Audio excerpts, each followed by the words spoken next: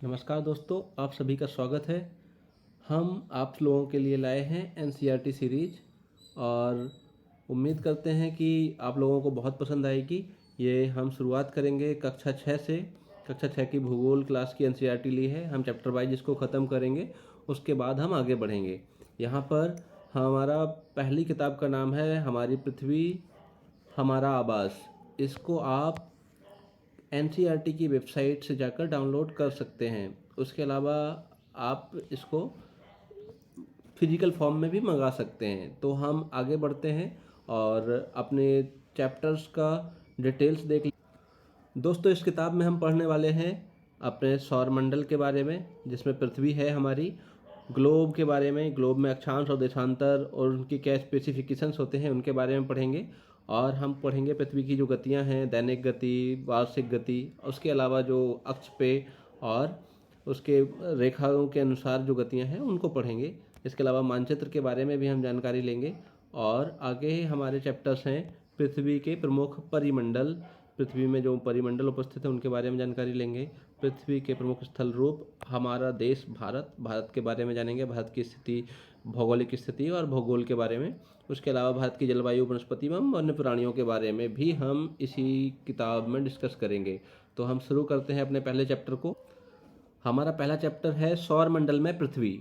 सौर मंडल में पृथ्वी आप देख पा रहे होंगे, मतलब हमारा सौर मंडल सूरज के चारों ओर जो ग्रह चक्कर लगाते हैं, उसके अलावा ग्रह उपग्रह जो भी हैं, सब सौर मंडल के भाग हैं। हम अगर इस किताब में देखें, सबसे ऊपर हमें एक चित्र दिखाई दे रहा है, मैं इसको जूम करता हूँ। आप देख पा रहे होंगे केंद्र में सूर्य है। सूर्य के पास सबसे पहले हमारा बुध ग्रह है, बुध के बाद शुक्र ग्रह है, शुक्र के बाद पृथ्वी, पृथ्वी मतलब सूर्य से सबसे निकट तीसरा ग्रह है, पृथ्वी के बाद मंगल। यहाँ तक जो हम देख चुके हैं बुध, शुक्र, पृथ्वी, मंगल, इनको आंतरिक ग्रह भी कहा जाता है। ये पॉइंट मैंने इसलिए ऐड कर दिया क्योंकि ये कई बार क्वेश्चन पूछ लिया जाता है आंतरिक ग्रह और बाह्य ग्रह के रूप में। तो आप ध्यान रखिएगा, ये बाह्य ग्रह हैं और ये आंतरिक ग्रह हैं। तो आप देख रहे होंगे कि बाह्य ग्रह और आंतरिक ग्रहों में कुछ ना कुछ समानताएं हैं। जैसे कि हम आंतरिक ग्रहों को देखें तो आंतरिक ग्रह भूपर्पटी युक्त हैं और कहीं ना कहीं ठोस अवस्था में ज़्यादा हैं। जबकि हम बाह्य ग्रहों को देखें, बृहस्पति के बाद शनि, उसके बाद अरुण, अरुण यानी कि यूरेनस, और वरुण यानी कि नेपच्यून, इन सभी ग्रहों के बारे में अगर हम बात करें तो ये गैसीय अवस्था में घूमते हुए पिंड हैं। कई ग्रहों के बाहर वलय भी हैं, जैसे नेपच्यून, यूरेनस और शनि के आसपास वलय का होना पाया जाता है। बृहस्पति में भी वलय हैं। मतलब ये वलयाकार जो संरचनाएं होती हैं, ये कहीं ना कहीं गैसों का और धूल कणों का या कुछ क्षुद्र ग्रहों का झुंड होता है। तो हम इस पिक से हम इतना समझ चुके हैं कि हमारे सौर मंडल के केंद्र में सूर्य है।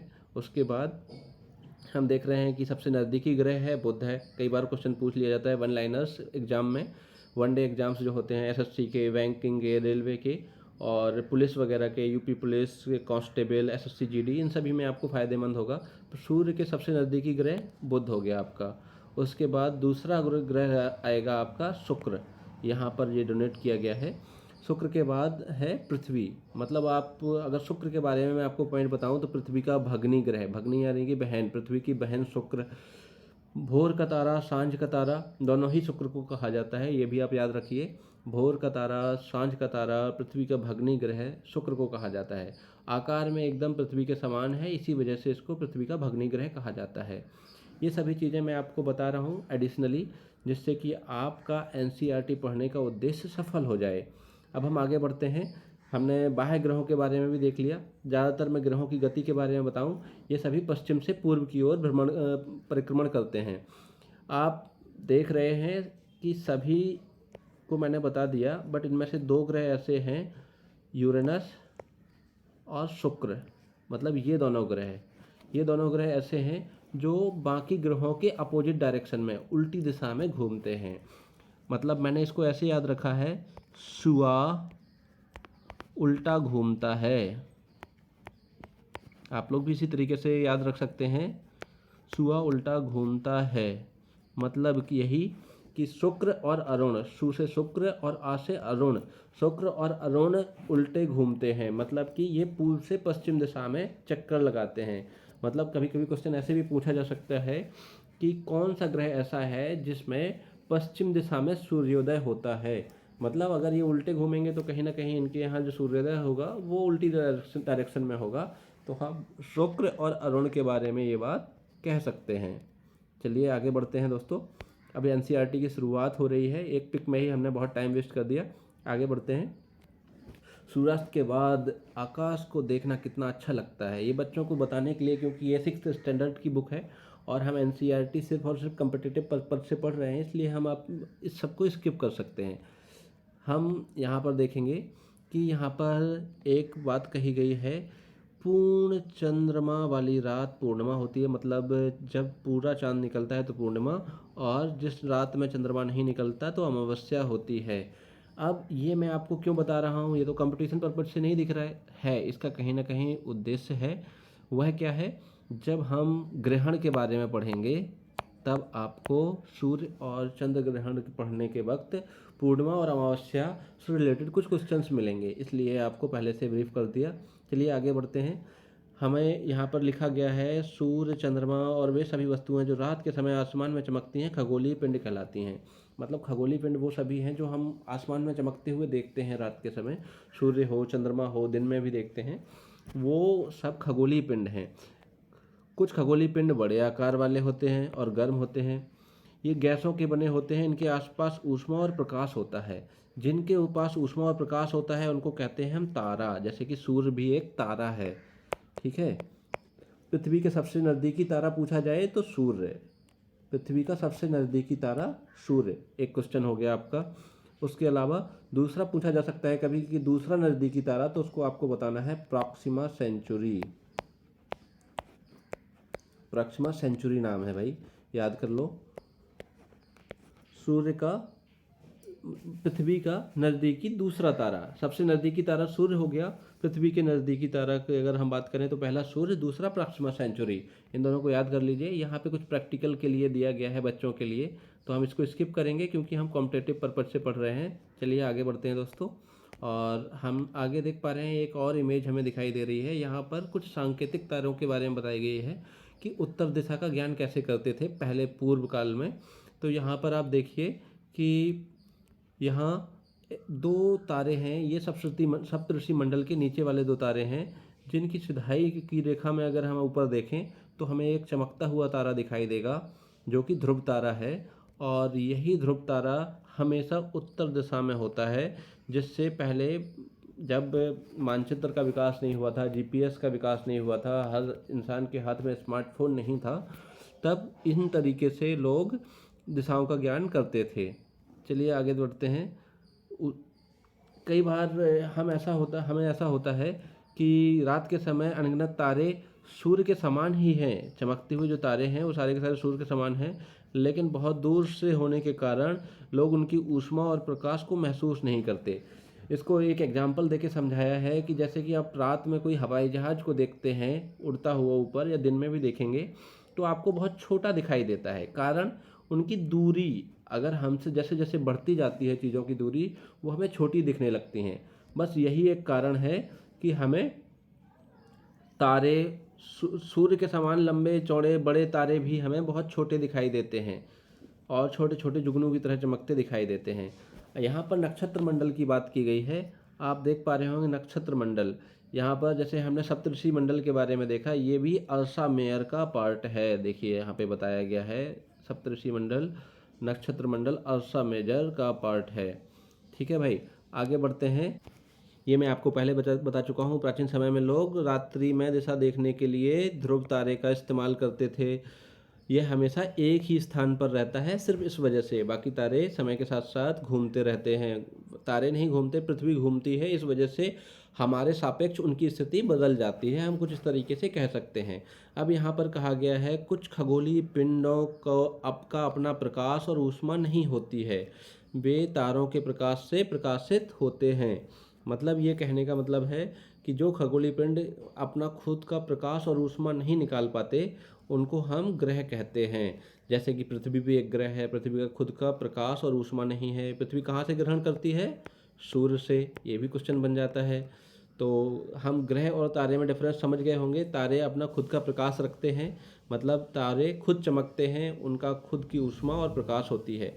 चलिए, प्लेनेट यानी कि ग्रह होता है।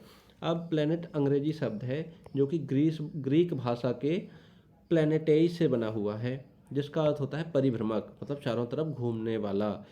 जिस तरह से पृथ्वी पर हम रहते हैं, यह एक ग्रह है, यह हमेशा सूर्य के चारों तरफ घूमती रहती है, तो उसके हिसाब से इन्होंने इसका नामकरण किया है। यहाँ पर एक बॉक्स में कुछ इन्फॉर्मेशन दी गई है, चलिए हम इसको देखते हैं। बृहस्पति, शनि और यूरेनस के चारों ओर छल्ले हैं। देखिए, हम इसके बारे में पहले डिस्कस कर चुके हैं। जो बाह्य ग्रह हैं उनके आसपास छल्ले बने हुए हैं। असंख्य छोटे छोटे पिंडों से बनी पट्टियां हैं।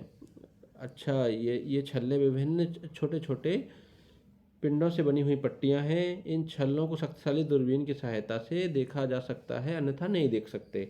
इस बारे में कह रहे हैं कि जो छल्ले हमने पहले डिस्कस किया था कि कुछ असंख्य छोटे छोटे पिंड और धूल कणों से मिलकर बने होते हैं, वही बात ये बता रहे हैं। आगे हमें एक चार्ट दिया गया है, जिसको हम थोड़ा जूम आउट कर लेते हैं जिससे कि हम इसको समझ सकें। और यहाँ पर दूरी के क्रम में दिखाया गया है। मैं थोड़ा जूम करके आपको एक चीज़ दिखाना चाहूँगा, इससे क्वेश्चन बन जाता है। ये क्षुद्र ग्रह पट्टी जो है, इससे क्वेश्चन बनता है कि ये किन किन ग्रहों के बीच में पड़ती है। तो हम यहाँ पे देखेंगे, ये मंगल ग्रह और बृहस्पति, मंगल और बृहस्पति के बीच में क्षुद्र ग्रह की पट्टी है। क्षुद्र ग्रह पट्टी के अंदर के जो ग्रह हैं, इनको इनर या आंतरिक ग्रह कहते हैं, इनर प्लैनेट या आंतरिक ग्रह। ठीक है जी। उसके अलावा बाहरी पट्टी में जो पड़ने वाले ग्रह हैं, इनको बाह्य ग्रह कहा जाता है। इसी तरीके से हम इनके क्रम को याद कर रहे हैं अगर, बुध तो पहले आएगा बुध, शुक्र, पृथ्वी, मंगल, बृहस्पति, शनि, अरुण, वरुण। और यम को हटा दिया गया है क्योंकि यम एक तो यूरेनस वरुण की कक्षा को काटता था, इस वजह से, सॉरी यूरेनस नहीं, वरुण की कक्षा को काटता था, इसलिए ग्रह की श्रेणी से इसको हटा दिया गया है। चलिए आगे बढ़ते हैं, हम देखते हैं क्या आप जानते हैं, पूछ रहे हैं। पौराणिक रोमन कहानियों में सोल सूर्य देवता को कहा जाता था, और सौर शब्द का अर्थ है सूर्य से संबंधित, इसलिए इसको सौर मंडल को सोलर सिस्टम कहा जाता है। सौर मंडल किसे कहते हैं? मतलब सूर्य के परिवार में जितने ग्रह, उपग्रह, ये सारी चीज़ें हमें दिखाई देती हैं, वह सब सौर मंडल कहलाता है। चलो शब्दों की उत्पत्ति के बारे में भी देख लेते हैं। ऐसे बहुत से शब्द जिनका उपयोग हम एक भाषा में करते हैं, अक्सर दूसरी भाषाओं के लिए शब्द हो जाते हैं। जैसे ज्योग्राफी एक अंग्रेजी शब्द है, ग्रीक भाषा से लिया गया है। यह जियो और ग्राफिया से मिलकर बना है। मतलब जियो मतलब होता है पृथ्वी, ग्राफिया मतलब होता है पृथ्वी के संबंध में जानना या लिखना। तो हम ज्योग्राफी मतलब पृथ्वी का अध्ययन जो है वह ज्योग्राफी कहलाता है। यहाँ पर हम आगे देखते हैं, सूर्य के बारे में बताया गया है। सॉरी उसके बाद हमारा कुछ छूट गया था। आसमान में दिखने वाला एक चंद्रमा एक उपग्रह है। यह हमारी पृथ्वी का सहचर है, मतलब सिर्फ पृथ्वी के साथ साथ चलता है और उसके चारों ओर चक्कर लगाता है। हमारी पृथ्वी के समान 7 अन्य ग्रह भी हैं, जैसे हम बात कर रहे थे अभी, बुध, शुक्र, पृथ्वी, मंगल, बृहस्पति, शनि और वरुण। यही सभी ग्रह हैं जो पृथ्वी के अलावा ग्रह कहलाते हैं। हम देख रहे हैं ये सारे के सारे ग्रह सूर्य से प्रकाश और ऊष्मा प्राप्त करते हैं। कुछ के पास अपने चंद्रमा भी हैं जिनको हम उपग्रह कह सकते हैं। अब हम सौरमंडल के बारे में पढ़ेंगे। सौरमंडल में सूर्य है, 8 ग्रह हैं, उपग्रह हैं बहुत सारे ग्रहों के, और अन्य खगोलीय पिंड जैसे कि क्षुद्र ग्रह, उल्का पिंड आदि सौरमंडल का निर्माण करते हैं। हम सौर परिवार नाम देते हैं इसको, और इसका मुखिया कौन कहलाता है? सूरज, यानी कि सूर्य। चलिए सूर्य के बारे में पढ़ते हैं। सूर्य सौरमंडल में के केंद्र में स्थित है। हमने पहले ही बात कर ली इस बारे में। यह बहुत बड़ा है, अत्यधिक गर्म गैसों से बना है। और यहाँ पर एक क्वेश्चन हमेशा बन जाता है कि सूर्य की ऊर्जा का स्रोत क्या है? तो इसका है नाभिकीय संलयन। ये आप याद कर लीजिए। एक होता है विखंडन। विखंडन जो हम परमाणु बम वगैरह बनाते हैं, वह नाभिकीय विखंडन पर आधारित होता है। यह नाभिकीय संलयन द्वारा अपनी ऊर्जा प्राप्त करता है, जैसे कि हाइड्रोजन आयन मिलकर हीलियम आयन बनाते हैं और बहुत सारी ऊर्जा मुक्त होती है। हाइड्रोजन आयन H+ मिलकर अभिक्रिया करते हैं बहुत ज़्यादा तापमान पर, तो यह हमें बहुत सारी ऊर्जा देते हैं। उसके अलावा हीलियम बनता है। चलिए, ये अलग पार्ट हो गया। अभी हम डिस्कस करते हैं सूर्य सौरमंडल के केंद्र में स्थित है। यह बहुत बड़ा है और अत्यधिक गैसों से बना हुआ है। इसका खिंचाव बल सौरमंडल को बांधे रखता है। सौरमंडल के लिए प्रकाश ऊष्मा का एकमात्र स्रोत क्या है? सूर्य ही है। सूर्य की ऊष्मा हमें बहुत तेज महसूस नहीं करते, क्योंकि सबसे नज़दीकी तारा होने के बावजूद यह हमसे बहुत दूर है, लगभग 15 करोड़ किलोमीटर दूरी पर है। चलिए, सूर्य के बारे में हमें इतनी जानकारी मिल गई। आगे बढ़ते हैं ग्रहों के बारे में। यहाँ पर ग्रहों को सीक्वेंस में याद करने के लिए एक ट्रिक दी गई है। आप अपनी ट्रिक खुद बना सकते हैं। वैसे मुझे तो याद है बुध, शुक्र, पृथ्वी, मंगल, बृहस्पति, शनि, अरुण और वरुण, यानी कि यूरेनस और नेपच्यून। ठीक है, आप हिंदी में याद करना चाहें हिंदी में कर लीजिए, और इंग्लिश में करना चाहें इंग्लिश में कर लीजिए। हमारे सौरमंडल में कुल कितने ग्रह हैं? पहले 9 थे, जब यम भी ग्रह था। 2006 में इसको हटा दिया गया, इसलिए अब सिर्फ और सिर्फ 8 ग्रह हैं। ओके, चलिए आगे बढ़ते हैं। My very efficient mother just served us nuts. यह ट्रिक है, आप लोग याद भी कर सकते हैं। आगे बढ़ते हैं। सौरमंडल के सभी 8 ग्रह एक निश्चित पथ पर सूर्य का चक्कर लगाते हैं। मतलब सभी की अपनी अपनी कक्षा है और उसी कक्षा में मतलब अपने अपने रास्ते में चक्कर लगाते हैं, जो कि दीर्घ वृत्ताकार है। देखिए, वृत्त ये होता है जो कि बिल्कुल चारों दिशाओं में केंद्र से बराबर हो, मतलब रेडियस बराबर हो। दीर्घ वृत्त क्या होता है? कुछ लंबा सा होगा घेरा, इधर की त्रिज्या अलग होगी, यहाँ की त्रिज्या अलग होगी, लगभग त्रिज्याएं अलग अलग हो जाती हैं। यह कहलाता है दीर्घवृत्त। मैं इसको क्लियर कर देता हूँ जिससे कि हम आगे पढ़ सकें। क्लियर। सौरमंडल के सभी 8 ग्रह निश्चित पथ पर चक्कर लगाते हैं, दीर्घवृत्ताकार कक्षा में हैं, और बुध सूर्य के सबसे नज़दीक ग्रह है। इस बारे में हम पहले ही बात कर चुके हैं, बुध सूर्य के सबसे नज़दीक है। इसको सूर्य के चारों ओर चक्कर लगाने में केवल 88 दिन लगते हैं। शुक्र को पृथ्वी की जुड़वां ग्रह माना जाता है। इस बारे में भी हम उस पिक्चर को देख के बात कर चुके हैं कि शुक्र पृथ्वी का जुड़वां ग्रह है, आकार और आकृति में पृथ्वी के समान ही है, ये भी हम बात कर चुके हैं। इसी वजह से शुक्र को पृथ्वी का जुड़वां ग्रह कहा जाता है।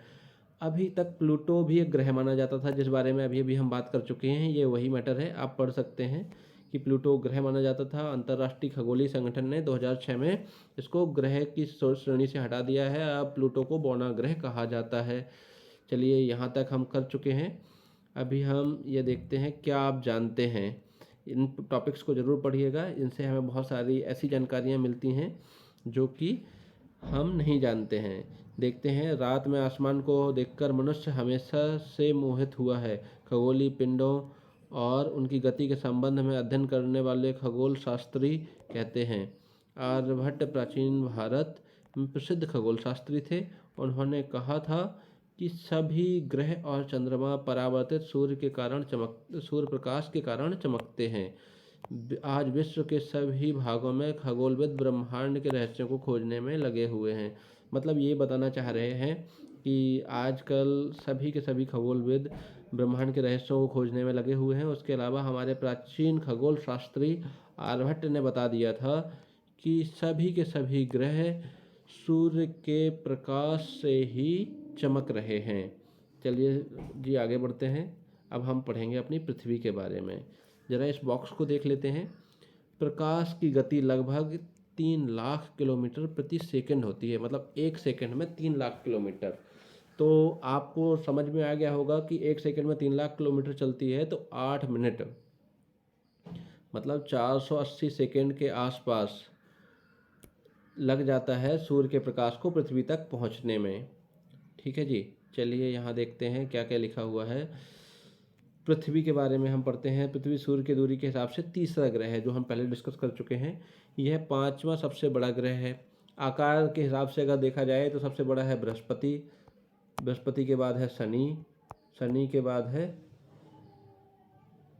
अरुण, अरुण के बाद है वरुण, वरुण के बाद है पृथ्वी, मतलब 5वां नंबर देख लीजिए आप, पृथ्वी 5वें नंबर पे आता है। बृहस्पति, शनि, अरुण, वरुण, पृथ्वी, उसके बाद है शुक्र, मंगल, बुध। ये सीक्वेंस भी आप याद रख लीजिए, क्योंकि ज़्यादातर एग्जाम्स में ये पूछा जाता है। बृहस्पति, शनि, अरुण, वरुण, पृथ्वी, शुक्र, मंगल, बुध, इस तरीके से याद कर लीजिए। और कई बार किसी ग्रह का सीक्वेंस पूछ लिया जाता है कि किस नंबर पे है, इसी कारण से इस किताब में भी लिखा हुआ है। ध्रुवों के पास पृथ्वी थोड़ी चपटी है, कुछ इस तरीके से अगर आप देखें तो यहाँ ध्रुवों के पास कुछ चपटा सा दिखाई देगा आपको, इसलिए इस यही आकृति भू आभ कहलाती है। भू आभ का अर्थ होता है पृथ्वी के आकार के समान। ठीक है जी। अब हम देखते हैं कि ऐसा क्यों है कि सभी ग्रहों पे जीवन की संभावनाएं तलाश रहे हैं वैज्ञानिक, क्योंकि पृथ्वी पर आए दिन कुछ ना कुछ दुर्घटनाएं ऐसी होती रहती हैं। उसके अलावा एलियंस को जानने के लिए भी हम लगातार अनुकूल परिस्थिति, जीवन के अनुकूल परिस्थितियां ढूंढ रहे हैं। यहाँ पर जो लिखा है आप देख सकते हैं, जीवन के लिए अनुकूल परिस्थितियां संभवतः संभवतः ही बता रहा है कि कहीं और भी हो सकती हैं। फिलहाल हम खोजने में लगे हुए हैं। अभी हमें ये पता है कि पृथ्वी पर ही पाई जाती है जीवन की अनुकूल परिस्थितियाँ। पृथ्वी ना तो अधिक गर्म है और ना ही अधिक ठंडी। यहाँ पानी और वायु उपस्थित हैं। पानी और वायु क्यों लिखा गया? क्योंकि यह जीवन के मूल आधार हैं। अगर हमें सांस ना मिले तो हम जी नहीं सकते। हमारा सांस ना, बिना ऑक्सीजन के हमारी मृत्यु हो जाएगी। और पानी हमारे शरीर का लगभग 90% भाग बनाता है। क्या आप लोगों को पता है? ये क्वेश्चन भी बहुत पूछा जाता है। हमारे शरीर का लगभग 90% भाग पानी बनाता है। इस वजह से यह इम्पोर्टेंट हो जाता है। पृथ्वी सौर मंडल का सबसे अद्भुत ग्रह कहा जाता है। पृथ्वी को अंतरिक्ष से देखने पर पृथ्वी नीले रंग का दिखाई पड़ता है, क्योंकि इसके 2/3 हिस्से में, मतलब कि 2/3 2/3 हिस्से में पानी ही पानी है। इस वजह से इसको नीला ग्रह भी कहा जाता है। कुछ रोचक तथ्य और देख लेते हैं। नील आर्मस्ट्रांग पहले व्यक्ति थे जिन्होंने 20 जुलाई 1969 में चंद्रमा की सतह पर कदम रखा। क्या कोई भारतीय चंद्रमा की सतह पर गया है? नहीं, अभी तक कोई नहीं। हाँ, अंतरिक्ष में गए हैं पहले राकेश शर्मा और कल्पना चावला जी। अभी भारत सरकार एक गगनयान मिशन छोड़ने वाली है, जिसमें भारतीय वैज्ञानिक अंतरिक्ष की कक्षा में जाएंगे, मतलब पृथ्वी की कक्षा में जाएंगे, अंतरिक्ष में भ्रमण करके आने वाले हैं। अब हम देखते हैं चंद्रमा क्या है।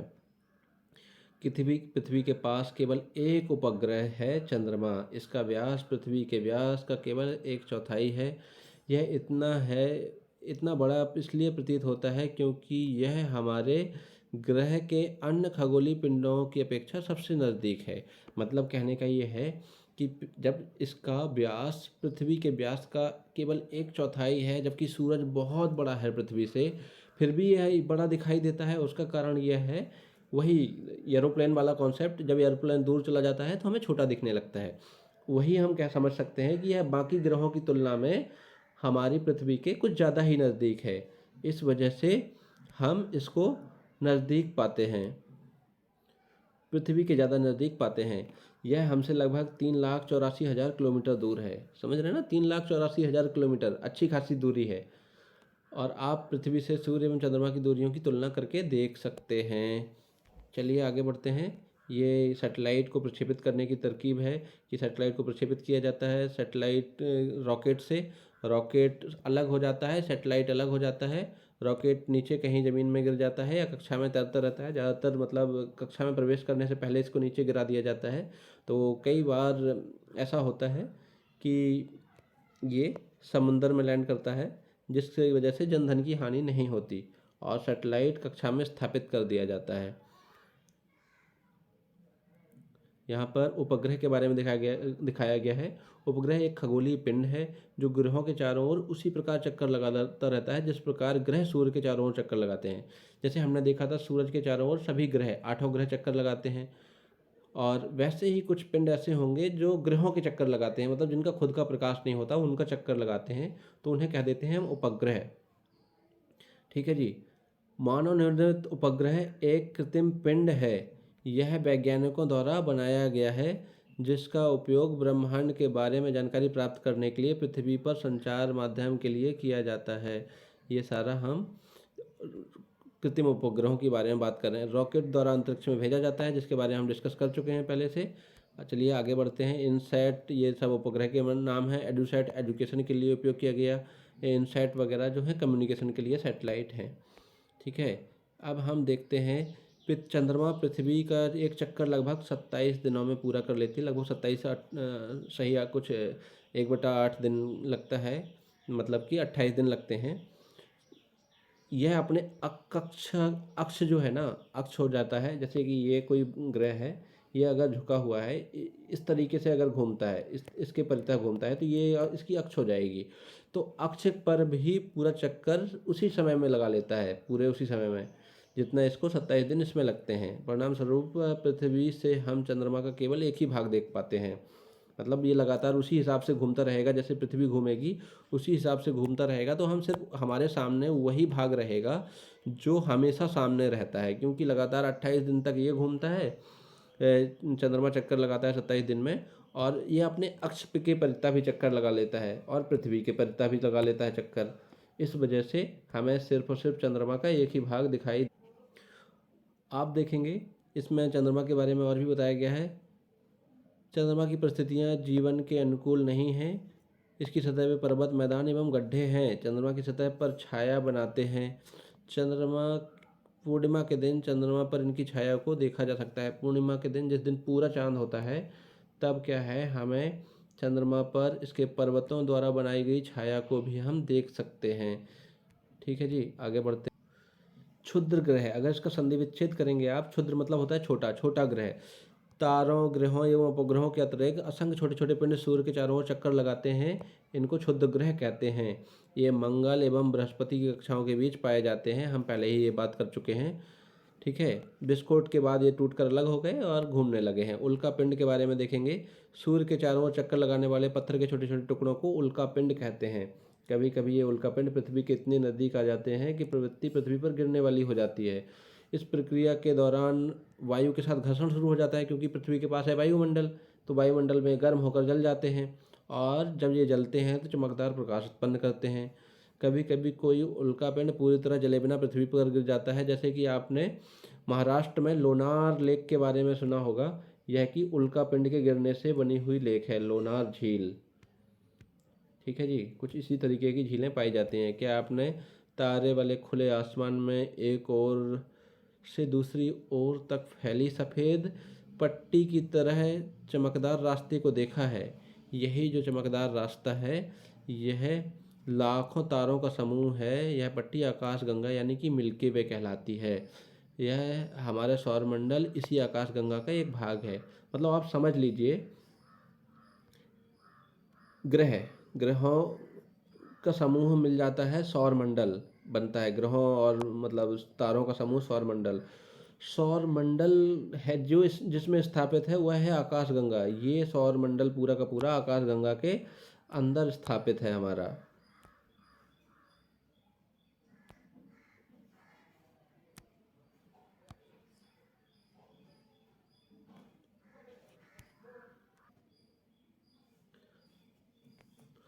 आकाशगंगा के बारे में दिन जानने के बाद बादल, गैस प्रणाली सारी की सारी जो है वो स्थापित करती हैं।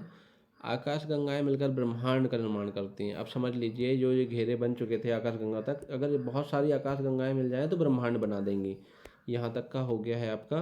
अब आगे चलते हैं। क्या ब्रह्मांड के संबंध में बता सकते हैं? आप पृथ्वी पर हैं, पृथ्वी सौरमंडल का भाग है, सौरमंडल हमारी आकाशगंगा का भाग है, जो एक ब्रह्मांड का भाग है। कुल मिला के इसके बारे में हम एक घेरा बनाकर पहले से ये सारे गोले बनाकर डिस्कस कर चुके हैं। अब यहाँ पे देख लीजिए, पृथ्वी सौरमंडल का भाग है, सौरमंडल आकाशगंगा का भाग है, और आकाशगंगा ब्रह्मांड का भाग होती है। अभी हम यहाँ पर अपना लेक्चर ख़त्म करते हैं। Thank you. और हाँ, प्लीज़ लाइक, शेयर और सब्सक्राइब करें।